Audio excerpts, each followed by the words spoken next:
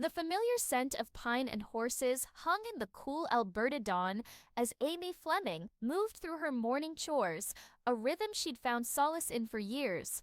Sunlight painted the pastures gold, a beauty that now carried a quiet ache, a constant reminder of a life irrevocably altered. She'd raised Lindy, found her footing again with family anchoring her, but the universe had a shock in store, one that would ripple through Heartland's very soul. It wasn't a commotion at the barn that first signaled the shift, but rather Lindy, her small hand tugging Amy's jeans, her brow furrowed with a child's innocent confusion. "Mommy," Lindy began, her voice barely a whisper, "there's a man by the creek. He looks sad and he looks a little like the pictures in your old box." Amy's heart stumbled. An old box? The one with memories she kept tucked away. She exchanged a quick, uneasy glance with Jack, who was mending a fence nearby, his usual morning banter stilled by Lindy's unusual observation. Lou, emerging from the house with coffee, paused, sensing the sudden tension. Following Lindy's small, pointing finger towards the stream that bordered their property, Amy's breath hitched. There, half hidden by the willows, was a figure. As he turned, stepping into a clearer patch of light, time warped, throwing Amy back to a place of cherished memories and profound loss. It was Ty Borden, not a ghost, not a dream, but he looked weary, lines etched around his eyes that hadn't been there before, a hesitancy in his stance that was foreign. His eyes, once mirrors of shared dreams, now carried the shadows of untold journeys. He was back. The question hung heavy, unspoken. Why now? What did this seismic shift mean for her? For Lindy? For the life she'd painstakingly rebuilt? Amy's legs felt like lead, but she moved, drawn by an invisible thread. Ty's gaze found hers, and in that silent collision, a torrent of emotions, disbelief, a surge of anger, deep-seated confusion, and the raw, unhealed ache of his absence threatened to pull her under. The world seemed to mute, leaving only the two of them in the charged space between past and present. Ty, her voice was a fragile thing, her pulse a frantic drum. He gave a slow, almost pained nod, as if the word itself was a burden. "Amy, I had to see you. See Lindy." His words, quiet as they were, landed with the force of a physical blow. Amy fought to steady herself. "After all this time? You just appear." Ty took a tentative step, but Amy instinctively recoiled, the phantom pain of his departure still so vivid. "I know," he said, his voice rough with unshed emotion. "I don't expect you to understand. Not yet. But I couldn't stay away any longer. There's so much I need to try and explain, to make right, if that's even possible." Amy turned her back, wrapping her arms around herself, a shield against the emotional onslaught. Just then, Lindy, who had been watching with wide, curious eyes so startlingly like her father's, stepped a little closer to them. She didn't know him from memory, only from stories and photographs, from the love her mother held so carefully. "Are you the man from Mommy's stories?" she asked, her voice clear in the morning air, her gaze direct, unafraid. Ty's composure seemed to crack then. He sank to one knee, his eyes locking with his daughter's. Emotion roughened his voice. "Lindy," he breathed. "Yes, sweetheart. I think I am." The little girl tilted her head, studying him with an intensity that belied her years. Amy watched, her heart a battlefield. She'd always told Lindy about Ty, but this, his actual presence, was something she'd never dared to prepare her for. "You made Mommy cry sometimes," Lindy stated, not unkindly, but with a child's stark honesty. Ty's shoulders slumped. "I know, Papa, and for that, I am more sorry than words can say." Jack, who had approached slowly, his face a mask of stern concern, finally spoke, his voice gravelly. "You've got a universe of explaining to do, Ty. You don't just vanish and reappear expecting open arms." Ty looked up at his father-in-law, meeting his gaze squarely. "I know, Jack, and I'm not expecting anything but a chance to earn my way back. If you'll all let me try." Amy let out a shaky breath. This wasn't just a return, it was an earthquake. The aftershocks were only just beginning. As the sun climbed, painting the ranch in brighter hues. Amy knew the path ahead was shrouded in uncertainty, filled with questions she wasn't sure she wanted answers to. But one thing was undeniable. Heartland's story had just taken a dramatic, unforeseen turn. The weight of Ty's presence settled over the ranch, a palpable thing, stirring embers Amy thought had long grown cold. She'd built a fortress around her heart, piece by piece, in his absence. Now, he stood before her, a living, breathing reminder of the life they'd shared, and the fortress felt perilously fragile. Later, inside the familiar warmth of the Heartland kitchen, the tension was thick enough to cut with a knife. Jack, Lou, and even Katie, now a young woman, watched Ty, their expressions a mixture of shock and guarded curiosity. Lou, ever direct, was the first to voice the question hanging in the air. "So, Ty, where in God's name have you been?" Her tone was level, but an undercurrent of hurt and anger was unmistakable. Ty ran a hand through his hair, his gaze downcast. "It's complicated, Lou," he began, his eyes eventually finding Amy's, "and I owe every single one of you the truth." Amy crossed her arms, a defensive posture. "Then, start. We've waited long enough." He hesitated, the carefully rehearsed words deserting him. Finally, he looked directly at Amy, his eyes filled with a deep, aching regret. After everything, I was broken, Amy, shattered. I thought I had to go, to disappear, to try and piece myself back together somewhere far away from here, so I wouldn't drag you and Lindy down with me." Amy's voice was sharp. "So you made that decision for us? You just left." "I didn't know how to stay," he admitted, his voice barely a whisper. "I was ashamed. I thought I was protecting you, protecting our daughter from a man who was lost. But I see now, clear as day, all I did was cause more pain, more unanswered questions." Amy's jaw was tight. "You don't get to make those calls, Ty. Not then. Not now." Jack's voice, though still gruff, held a note of sorrow. "You should have reached out, son. We're family. We could have helped." Amy deserved more than silence. Lindy deserved to know her father. Ty nodded, the weight of their words pressing down on him. "I know, and I'll spend the rest of my life trying to make amends for that, if I'm given the chance." Before Amy could form a reply, small footsteps announced Lindy's arrival. She held a slightly crumpled piece of paper. "I drew this for you," she said, offering it to Ty. He took it, his hand trembling slightly. It was a child's drawing, a stick figure of a man with kind eyes, standing beside a taller woman, with blonde hair, and a smaller girl with a bright smile. "He looks a bit like you," Lindy said, pointing to the man in the drawing. "I used to pretend you were on a very long adventure." Ty's throat constricted. "I was, sweetheart. A much too long one, and I'm so sorry it kept me away." Lindy looked from him to her mother. "Are you staying now?" All eyes turned to Amy. The question, so simple from a child, held a universe of complexity.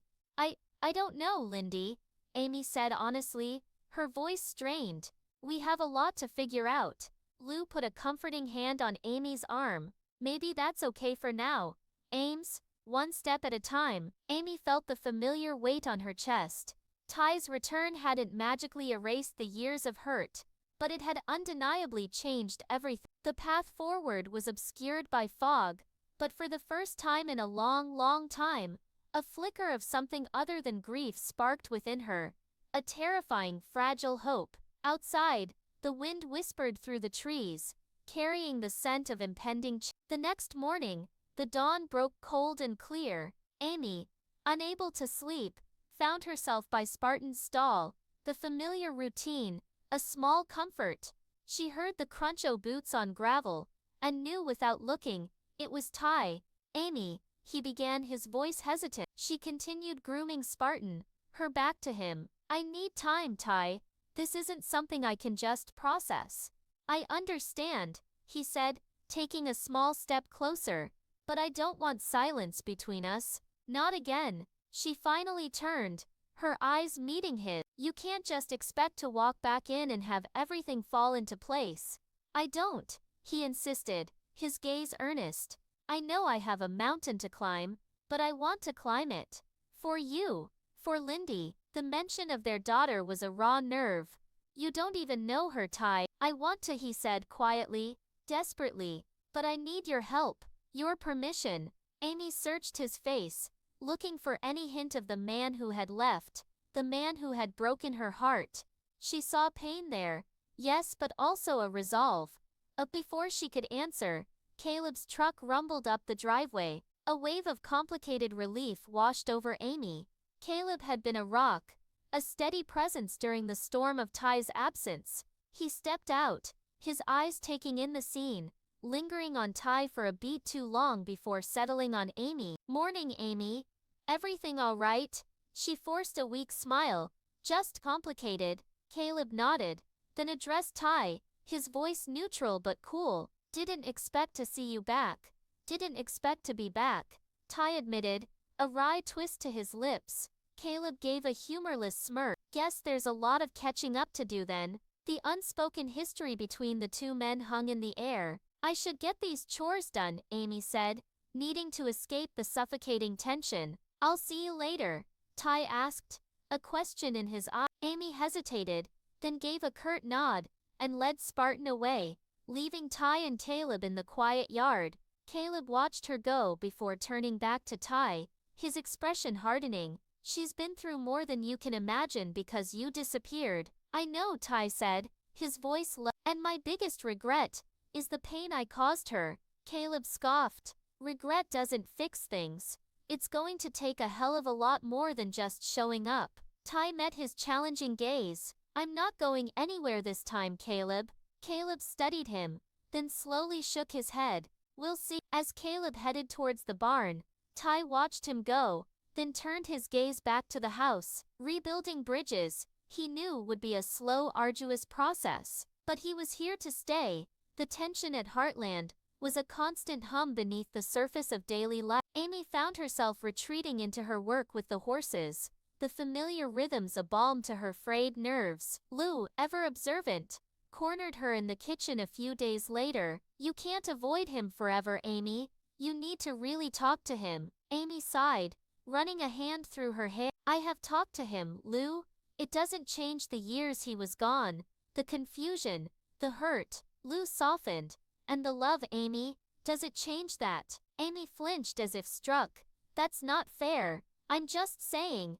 Be honest with yourself. What do you really feel? Before Amy could process Lou's words, Lindy bounced into the kitchen, her eyes bright. Mom, he's teaching me how to make a whistle from a piece of grass. Amy's heart did a complicated flip. She found Ty in the yard with Lindy, the two of them laughing as Ty patiently showed her how to fold the blade of grass. Jack watched from the porch, his expression unreadable but less stern than before. You're up with the birds, Amy commented, her voice more neutral than she felt. Ty smiled, a genuine warm smile that reached his eyes. Figured I should try and make myself useful. Besides, your daughter is a fast learner. Silence stretched, comfortable yet charged. Then Ty spoke, his tone serious. There's something I want to show you, Amy, if you're willing. Curiosity warred with caution. Okay. He led her to his old battered truck, the one that had carried him away and now brought him back. From the glove compartment, he pulled out a worn leather-bound journal. He handed it to her. What's this? Open it. Her fingers fumbled with the clasp. Inside, the pages were filled with his familiar handwriting, entries dated over years, sketches of horses, of mountains, of a small girl with bright eyes. There were pressed wildflowers, a faded photograph of her, and a much younger Lindy he must have somehow got. It was a chronicle of his time away, raw, honest, and filled with an unmistakable longing for home. For them. Tears pricked Amy's eyes. You wrote all this? He nodded, his gaze unwavering. Every day. It was how I kept you with me, how I kept from completely losing myself. Amy closed the journal, her emotions a maelstrom. Then why, Ty? Why stay away so long if you felt all this? His face clouded. Because I was a coward, Amy. I convinced myself I was too damaged, that you were better off. It was easier to believe that lie than to face what I'd done, what I'd lost. He stepped closer, his voice dropping to a plea. I know I don't deserve a second chance, but I'm here now, and I'm not the same man who left. If you can find it in your heart to let me try and prove that. Amy looked down at the journal in her hands, its weight far greater than its physical size. I don't know, Ty, she whispered. That's okay, he said softly. Just don't shut me out completely, please. She met his gaze, and for the first time, a tiny fragile seed of something other than pain began to sprout. It wasn't forgiveness, not yet, but it was a willingness to listen. The days that followed were a delicate dance of tentative steps forward and hesitant retreat. Lindy, however, had no such reservations. She gravitated towards Ty, her initial shyness replaced by an open curiosity and a growing affection. He, in turn, was patient and gentle, slowly building a bond with the daughter he barely knew. Amy watched them, a knot of conflicting emotions in her chest. Lou found her by the paddock one afternoon. He's trying, Amy, really trying. And Lindy, she adores him. I know, Amy admitted, but it's not that simple, Lou. Is it ever? Lou replied gently. That night, Amy couldn't sleep. Lou's words, Ty's journal, Lindy's shining eyes. When she talked about her new friend, it all swirled in her mind. The next morning she found Ty mucking out stalls, a task he'd once done daily. We need to set some ground rules, Ty, she said, her voice firm. He stopped, leaning on the pitchfork, hope flickering in his eyes. Okay, this is going to be slow, Amy stated, very slow. And if you hurt Lindy, or me, again, I won't, he said, his voice thick with conviction. I swear it, Amy. I'll earn your trust, inch by inch, if I have to. A small, almost imperceptible smile touched Amy's lips. Then let's start there. Slowly, for the first time since his return, a genuine lightness spread through Ty. The road ahead was long and uncertain, but they were on it, together. As the seasons began to shift, so too did the dynamic at Heartland. Ty fell back into the rhythm of ranch life, his quiet competence a familiar comfort. He and Jack found their old rapport, mending fences both literal and metaphorical. Amy, meanwhile, wrestled with her own healing. She had built a life, a strong one on her own. Where did Ty fit into that now? One evening, brushing Spartan, she voiced her fears to Jack.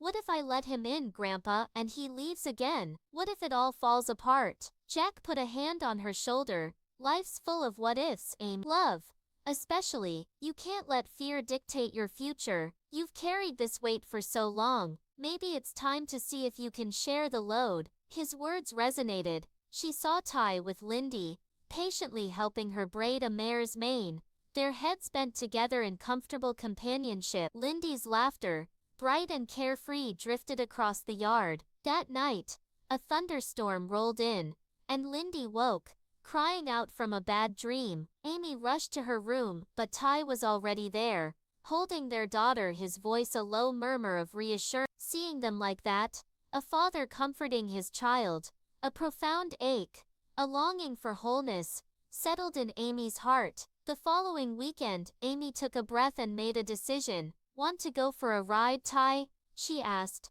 her voice casual. Just us. A slow smile spread across his face. I'd like that very much. As they rode through the familiar sun-dappled trails, a comfortable silence settled between them, reminiscent of years past. Yet, remember that time, Amy began, a smile playing on her lips, when you tried to teach me how to track that lost calf, and we ended up completely lost ourselves? Ty chuckled, the sound rich and warm. Yeah, and you were the